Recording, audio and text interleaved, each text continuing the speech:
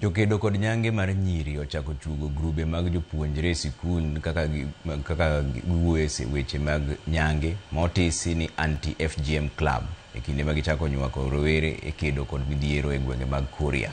E fom mar Juma miwaler.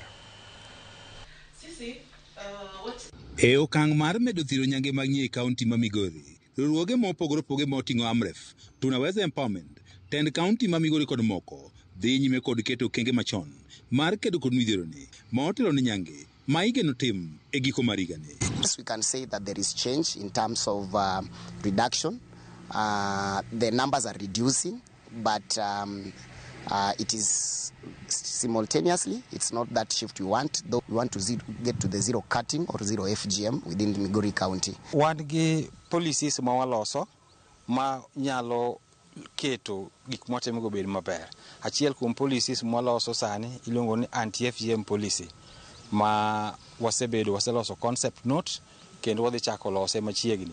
Chuogo gube mag jopuonje wache weche mag nyange mag nyiri e skunde ma bende otisi kaka anti-FGM club keto rawere ma nyiri nyime e kedo kod nyange ma nyiri e bwo chenro motisi kaka Future for Binti gin moko kuom chenro madhi nyime e kedo kod nyange mag nyiri.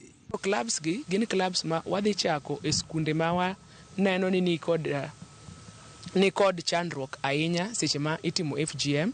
Gin skunde man kod chandruok ahinya mose report cases mang'eny mag nyithindo mamako iye mohiu. Gin kod chandruok mang'eny kaluwore gi ripode mosewuok kuom nyithindo ma bende madhi katedo seche ma oseng'adgi. Koro clubs gi gidhi bedo gi manufaa mang'eny maloyo moko machielo mosebedo kwatimo ma watimo mamoko gi kaka puonjo gi e kor gweng', kaka bedo kod gi e clubs mamoko kata mag tuke bende watimo.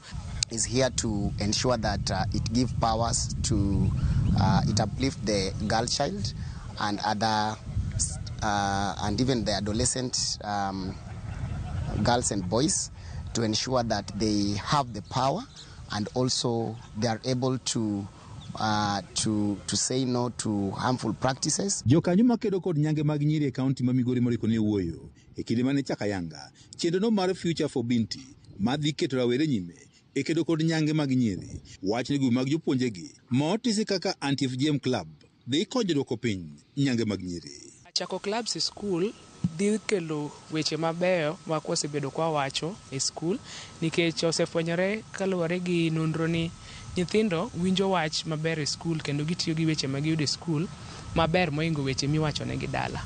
Koro ka wachako clubs gi e school, clubs mabiro wuoyo kod kedo gi ratiro mag nyithindo manyiri, sana to ng'eto mag nyithindo manyiri, iye mohiu kachiel kod dhi katedo chon, waneno ni gini dhi bedo maber nikech nyithindo gibiro yudo twak kokalo kuom jok man kod lony, gibiro yudo twak kokalo kuom gin giwegi.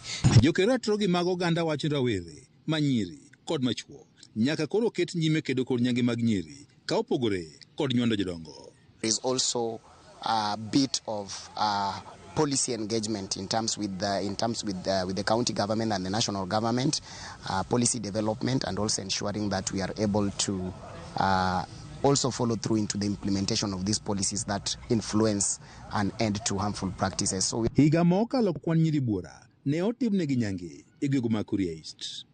Juma, Ramogi TV, Migori.